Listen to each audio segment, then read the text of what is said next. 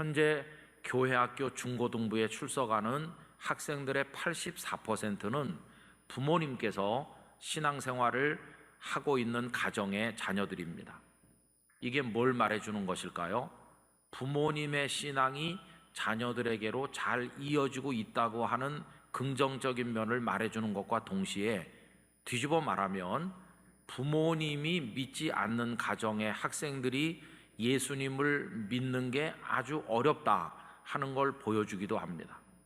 그래서 부모님에게서 자녀로 내려오는 이 종적인 전도는 잘 되고 있는 반면에 예수님을 믿으라고 했을 때 사람들이 믿게 되는 이 횡적으로 퍼져나가는 복음 증거는 아주 어렵다는 것을 말해줍니다. 다른 말로 말하면 나가서 예수님을 믿으세요 이렇게 말해도 믿지 않는 사람들은 귀를 기울이지 않는다는 것입니다. 그냥 믿고 있는 당신들이나 믿으라 이렇게 하면서 기독교의 복음이 널리 퍼져나가지를 못하고 있다는 것을 보여주고 있습니다. 사람들이 별로 신앙에 관심도 없고 또 어리석은 사람 취급하는 그런 세상에 살면서 우리는 왜 오늘도 여기 있나? 오늘도 예배하는 자리에 있나? 바꿔 말하면 왜 나는 예수님을 믿는 것일까? 이런 질문을 해봐야 되는 것이죠. 우리 영락교회 성도 여러분, 뭐라고 대답하시겠어요? 왜 이런 세상에 살면서 남들은 다 그런 거 안 하는데 당신은 유독히 그렇게 먼 예배당까지 가서 혹은 가정에서 예수님을 믿으려고 애를 쓰면서 왔다 갔다 하느냐? 이렇게 물으면 우리 성도님들 뭐라고 대답하시겠습니까? 우리 영락교회 성도님들은 영락동산에 가려고요 이렇게 대답하실 분들이 있을는지도 모르겠어요. 근데 많은 분들이 예수님을 믿는 이유를 천국 가고 싶어서라고 대답합니다. 여러분, 천국 가고 싶어서라는 대답이 틀린 겁니까? 맞는 겁니까? 맞는 거죠. 맞는 겁니다. 그런데 조금은 아쉬운 부분이 있어요. 왜 그러냐 하면 여러분, 천국이 당장 내일 갈 게 아니잖아요.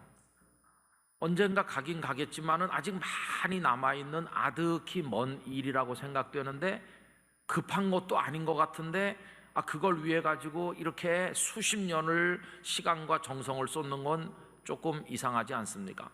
여러분, 우리 본성이 어때요? 당장 코앞에 다가온 기말고사 준비도 안 하고 놀고 지냈던 게 우리들인데 코앞에 있는 것도 다 준비를 안 하면서 수십 년 후에 있을 거를 위해서 지금부터 그렇게 혼신의 힘을 다해 준비하는 게 조금은 이상하지 않으세요? 더군다나 어떤 사람들은 천국이 없다고 말하잖아요. 그러니까 그 사람들이 볼 때는 있는지 없는지도 잘 모르는 불확실한 그 까마득한 미래를 위해서 당장 눈앞에 확실한 시간과 물질과 정성을 쏟는 건 바보 같은 짓이다. 사람들은 그렇게 생각을 하지 않겠습니까?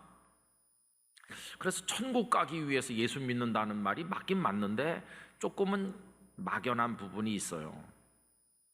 어떤 분들은 뭐라고 얘기하냐면요, 복을 받으려고 믿는다고 말하죠. 여러분, 그게 맞는 대답일까요? 틀린 대답일까요? 틀린 대답이 아닙니다. 왜냐하면 성경에 하나님께서는 복을 주시는 하나님이시니까요. 너무 복 그러면 좀 약간 이상하게 느껴지긴 하지만 분명히 복을 주시는 하나님이시고 저부터가 복을 많이 받고 싶거든요. 그런데 이것도 조금은 설득력이 떨어져요. 왜 그러냐 하면 우리 주변에 그렇게 열심히 예수님을 믿는 것 같은데 복을 못 받는 사람도 있는 것 같이 보이지 않으세요? 보면은 뭐 이렇게 다 잘 되지 않고 어려운 일이 많고 어떤 사람은 말하기를 교회 다니면서 더 어려워졌다고 그런 사람도 있는 터이고 보면은 복을 받기 위해서 교회 다닙니다 이 말도 조금은 설득력이 부족하다 하는 생각이 들기도 해요. 또 어떤 분은 이러죠. 교회 다니면 좋은 말씀 많이 듣고 교양도 쌓고 착해지고 봉사도 많이 하니까 좋지 않느냐 이렇게 말씀하는 분도 있죠. 물론 그런 면도 있죠. 그러나 이것도 설득력이 떨어집니다. 제가 한번 여쭤볼게요. 여기 몇십 년 다니신 분들이 많으신데 어떻게 착해지셨어요? 아니면 독해지셨어요? 글쎄요, 교회 다닌 지가 몇십 년 돼서 내가 착해졌나? 잘 모르겠죠, 그죠? 그 다음에 뭐 선한 일을 많이 하고 뭐 봉사한다. 여러분, 그건 교회 아니더라도 그런 봉사하는 데가 세상에 많아요.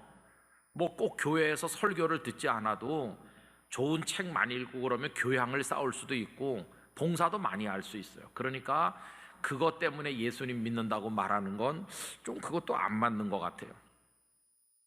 그러면 예수님 믿으면 바보 취급당하는 세상에서 우리는 왜 꾸역꾸역 예배당에 오고 왜 이렇게 예배드리고 왜 예수님을 믿으려고 애를 쓰는 것일까?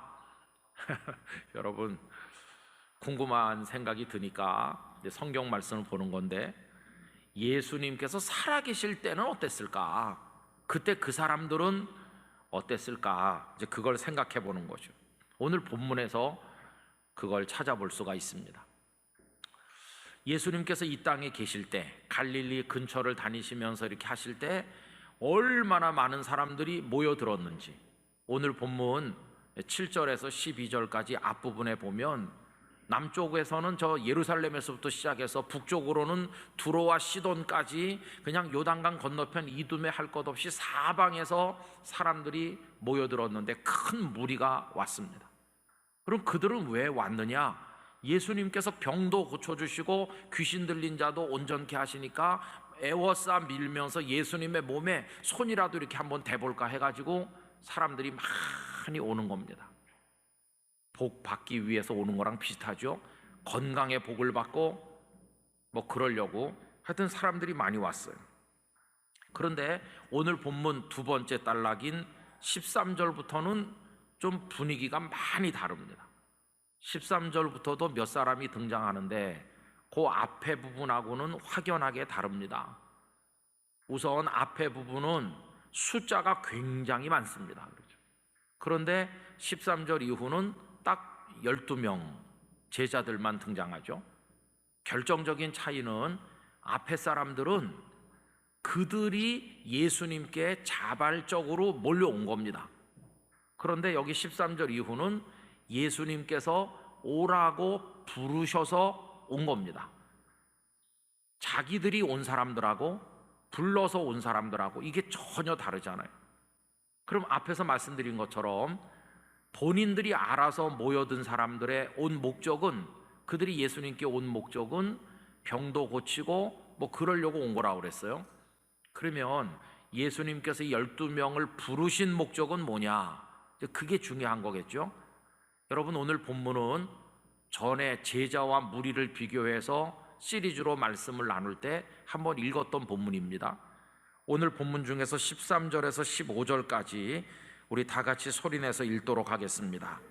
또 산에 오르사 자기가 원하는 자들을 부르시니 나아온지라. 이에 12를 세우셨으니 이는 자기와 함께 있게 하시고 또 보내사 전도도 하며 귀신을 내쫓는 권능도 가지게 하려 하심이러라. 아멘. 12명을 부르신 목적이 전도도 하게 하고 귀신을 내쫓는 능력도 가지게 하시려고 부르셨다고 돼 있어요. 그런데 그거보다 더 먼저 언급된 게 있죠. 다시 말해서 전도도 중요하고 귀신을 쫓는 것도 중요하지만 더 중요한 게 그 앞에 한 가지 나오죠. 여러분, 그게 뭡니까? 자기와 함께 있게 하시고, 자기가 예수님 아닙니까? 그러니까 예수님과 함께 있게 하시려고 그 사람들을 부르신 겁니다. 그러면 그 사람들이 예수님의 부름을 받아서 예수님께 갈 때, 다시 말하면 예수님의 사람이 될 때, 예수님을 믿을 때 그들에게 가장 중요한 목적이 뭡니까? 예수님과 함께 있는 거예요. 함께 있는 거. 그게 결정적으로 중요하다는 것을 알게 됐어요. 여러분, 제자의 사명이 뭐냐? 예수님과 함께 있는 겁니다. 예수님을 믿는 목적이 뭐냐? 이렇게 돌려서 물으면 예수님과 함께 있는 것입니다. 이거를 쉽게 이해하려면 부부 사이를 생각해 보면 금방 알 수 있어요. 이제 결혼하는 청년들에게 물어봅니다. 이보게 자네들은 왜 결혼하려고 하는가? 그러면 오래오래 세월이 지난 다음에 같은 무덤에 묻히려고요. 그래서 결혼하신 분 있어요? 없을 거예요. 나는 나랑 같이 묻히고자 하는 사람 한 사람이 필요합니다. 그러면서 같이 묻히기 위해서 결혼하나요? 아니잖아요. 그러면 나는 봉사하기 위해서 결혼하고 싶습니다. 내가 누군가를 위해서 돈도 벌고 밥도 짓고 빨래도 하고 청소도 하고 내가 누군가를 봉사하고 싶은데 그 대상이 되어주실 분, 이래서 결혼하나요? 그것도 아닙니다. 그래서 결혼하는 거 아니에요. 그러면 나는 복을 누리기 위해서 멋진 사람, 능력 있고 재주가 뛰어나고 아주 뭐든지 잘하는 사람의 덕을 좀 보려고 거기 좀 기대 살려고 그래서 결혼합니다. 그런 사람 좀 많이 있는 것 같아요, 요새요. 그렇지만 그래서 결혼했는데 그 품이 넓고 따뜻했나요? 막 거기 가시가 있고 결혼한 걸 평생 후회하면서 괴로워하는 사람도 얼마나 많아요. 그러니까 그것도 결혼의 목적이라고 말하기에는 뭔가 문제가 있는 거 아닙니까? 그러면 너희들은 왜 결혼하려고 그러냐? 정답이 이거예요. 우리 둘은 너무 사랑하기 때문에 함께 있으려고요. 여러분, 그게 정답입니다. 정답. 함께 있으려고 결혼하는 겁니다. 오늘 집에 가셔서 그녀이든지 그에게 물어보세요. 왜 나랑 결혼한 거야? 당신이 밥 잘하니까. 그럼 꼬집어줘야 돼요. 밥 잘하기 때문에 결혼했으면 저 식당 아주머니가 훨씬 잘한다. 결혼의 목적이 뭐냐 하면 사랑해서 함께 있으려고 하는 겁니다.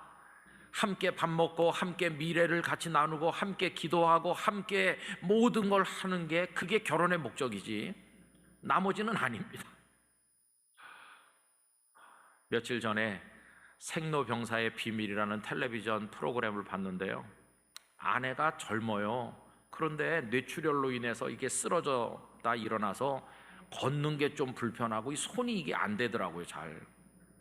그래서 오른손은 되는데 이 손을 막 이렇게 펴지지도 않고. 근데 그 남편이 같이 왔는데 너무너무 안타까워하는 거예요. 내가 너무 무심하고 챙겨주질 못해갖고 별거 아니라고 늘 넘기다가 이렇게 됐다고 그러면서 자책하시더라고요. 근데 이제 의사 선생님을 만나고 이제 약을 처방을 받았겠죠. 그리고는 이제 돌아가는데 그 걸음이 불편한 아내를 남편이 이렇게 팔짱을 끼고 부축을 해서 걸어가는 뒷모습을 보여주는데 가슴이 짠한 거예요. 저 두 사람이 서로 다른 환경에 태어나 각자 꿈을 가지고 성장을 해서 이렇게 만나가지고 가정을 이루었는데 한 사람이 지금 약해진 거 아닙니까? 근데 부축해서 같이 가잖아요. 함께 하잖아요. 아, 바로 저거야. 저게 숭고한 아름다움이 아닌가. 감동이 느껴지는 거예요. 그리고 그게 부부가 된 것의 생명 아닙니까? 나머지는요 다 그 다음에 그냥 저절로 따라 나오는 겁니다. 이래서 이 두 분이 집에 갔을 때 아내가 불편하니까 남편이 청소도 해주고 빨래도 도와주고 이 봉사는 저절로 따라오는 거죠. 또 아내가 건강하지 못하니까 남편이 돈도 벌어오고 뭐 이렇게 하면 그게 그 넓은 남편의 품이 아내에겐 복이 되는 것이고, 그렇게 살다 보니까 세월이 많이 지난 다음에 한 사람 한 사람 세상 떠나면 같은 무덤에도 들어가는 것이지, 그건 그냥 따라오는 결과일 뿐이지 그거를 위해서 결혼하는 건 아니잖아요. 같은 무덤에 묻히려고 결혼하거나 봉사하려고 결혼하거나 그런 건 아니라 그 말입니다. 핵심은 함께 하는 겁니다. 여러분, 그 반대를 생각해 보세요. 결혼했는데 별로 사랑하지도 않아요. 그런데 남편이 아주 능력이 많아가지고 의무감에서 생활비도 많이 주고 일하는 사람도 보내서 편히 살게 해주고 선물도 많이 보내주고, 그러다가 나중에 한 명씩 죽어서 다 같은 무덤에 들어갔다 칩시다. 그런데 살아생전에 사랑하지도 않았고 남편은 바깥으로만 돌고 집에도 안 왔다고 해봅시다. 그러면 그 아내가 행복한 아내였을까요? 아니죠. 그러니까 다른 게 다 갖춰져 있어도 함께 하지 않았다고 한다면 그 아내나 남편은 불행한 거죠. 그런데 여러분, 안타까운 건 뭐냐 하면 예수님을 믿는다고 하면서 예배당을 수십 년 다니는 이들 중에도 이 실패한 부부처럼 사는 이들이 있더라는 것이에요. 다른 말로 바꿔 말하면 예배당에 열심히 오죠, 봉사도 많이 하죠, 헌신하죠, 다 하는데 주님과 함께 하는 삶이 너무도 취약해서 그냥 주님을 몇 달에 한 번 만나는 그런 식으로 살아가는 이들이 있다면 이게 얼마나 억울한가 하는 것이에요. 예수님 믿는다고 바보 취급 당하면서까지도 믿고 있는데, 시간과 정성을 쏟아가면서 믿고 있는데 정작 주님과는 함께하지 못하고 있다면 이 우리 신앙생활이 얼마나 이게 잘못된 것입니다. 그래서 이 문제에 대해서 우리가 다시 생각을 해봐야만 된다는 것이에요. 결혼하긴 했는데 같이 살지 못하는 부부처럼 주님을 믿어서는 안 돼요.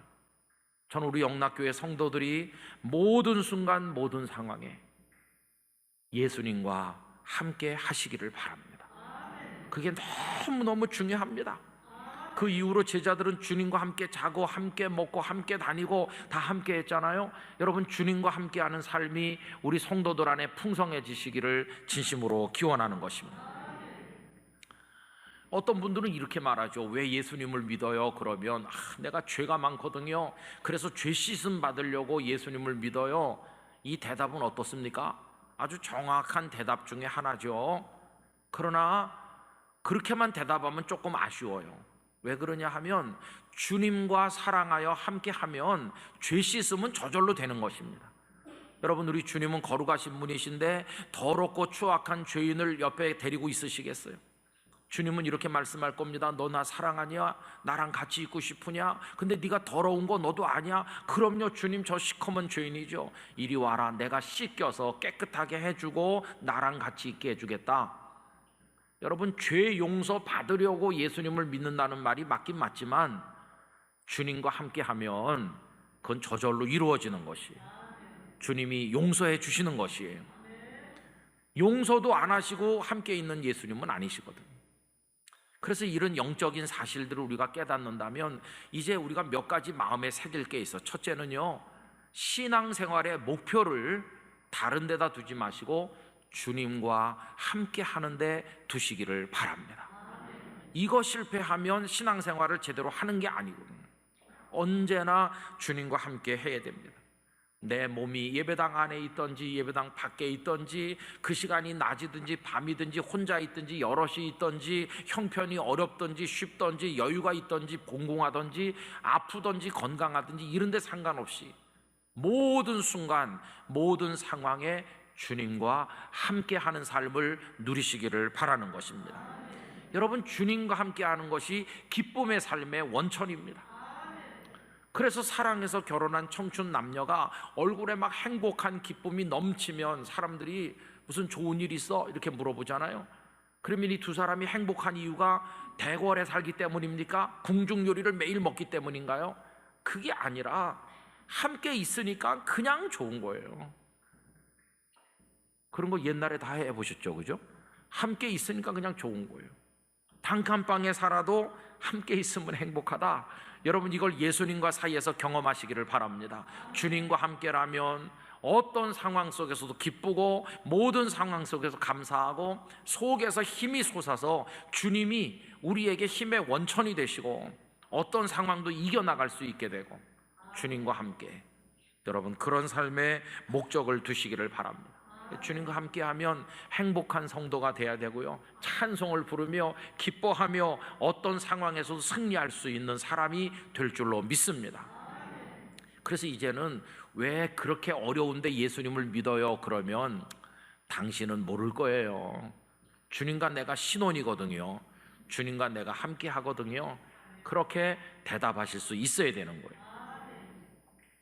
두 번째로 우리의 마음에 생각할 것은, 이제 주님을 그렇게 사랑해서 함께 하는 게 내 신앙생의 목적이라면 주님과 나를 갈라놓는 게 들어오지 못하도록 막아야 되고 주님을 끝까지 신뢰하고 사랑해야 된다는 것입니다. 이 제자들이 주님과 함께 다니다가 나중에 어떻게 됐습니까?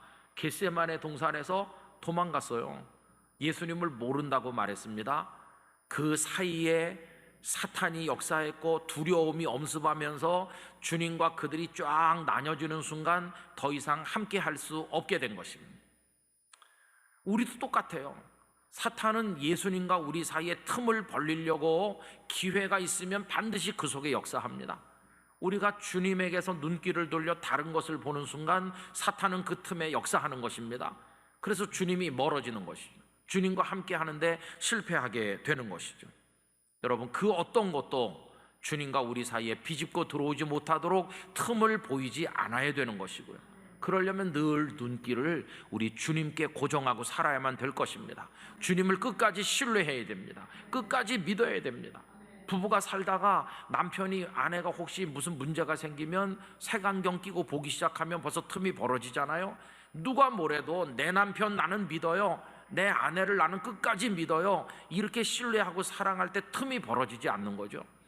여러분, 그 어떤 사탄의 유혹에도 넘어가지 말고 예수님을 끝까지 신뢰하고 끝까지 사랑하시기를 부탁드립니다. 세 번째는요, 주님과 함께하는 삶에 성공하려면 반드시 성령님으로 충만해야 됩니다. 예수님께서 하늘로 올려져 가시니까 제자들하고 떨어지잖아요.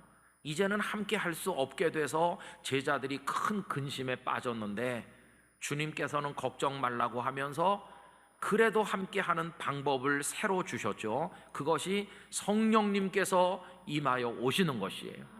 예수님은 눈으로 보였다면 성령님은 눈으로 안 보일 뿐이지 똑같은 주님이시거든요.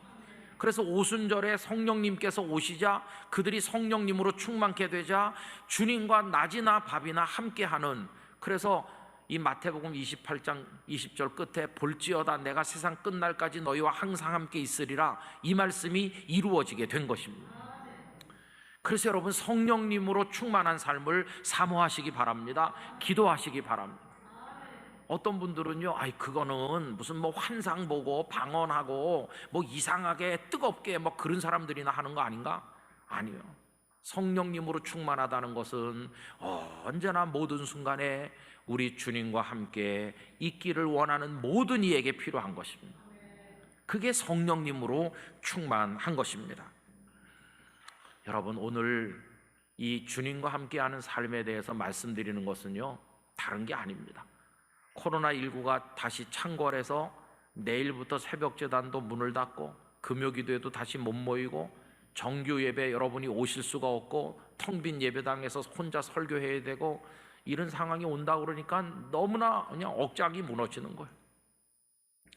하나님 이게 왜 이래요? 이렇게 이제 원망을 하니까 하나님께서 저에게 괜찮다, 괜찮은 거야, 어떻게 해요? 영락교회 성도들 어디 있던지 내가 함께 있을 거니까 괜찮다. 그래서 오늘 이 말씀을 드리는 겁니다. 여러분, 몸으로 예배당에 못 오셔도 가정에 계시든지 어디 계시든지 자기와 함께 있게 하시려고 우리를 부르신 주님을 바라보시기 바랍니다. 주님과 함께 있으면 괜찮을 줄로 믿습니다. 이 기간 동안에 주님과 신혼여행을 떠나시면 되는 거예요. 주님과 데이트를 즐기시기 바랍니다.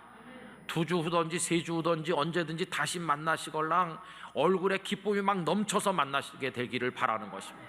무슨 좋은 일 있어요? 신혼여행 갔다 왔어요.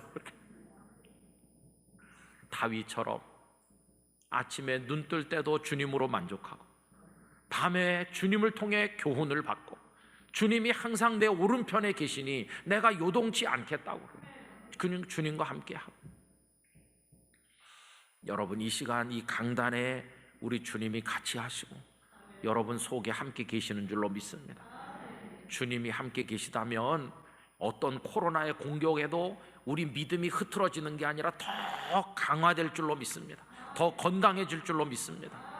그래서 이 암울한 시기를 살고 있지만 우리와 함께 하시는 주님으로 인하여 영락교회 성도들의 믿음이 더 견고해지고 더 주님을 사랑하고 주님과 늘 더 같이 있고 그런 삶이 기쁨이 되고 감사가 되시기를 바라는 것입니다. 이제 소원하시기 바랍니다. 주님, 저 그동안 너무 바쁘게 뛰어다니고 뭐 봉사한 또 무슨 일한다 이러면서 주님께 집중하지 못했는데 이제는 늘 주님 생각하겠습니다. 주님 제게 함께 하시는 줄로 믿습니다. 이거를 체험하고 맛을 보고 즐기며 살 수 있는 영적으로 살아있는 성도가 되도록 저에게 은혜를 주시옵소서. 그런 사모하시기 바랍니다. 말씀대로 365 열심히 읽고 기도하면서 여러분 주님과 함께 동행하시기를 바랍니다. 그러면 우리가 여기 모이지 못해도 다 승리할 줄 믿습니다. 이런 은혜가 충만하시기를 진심으로 기원합니다.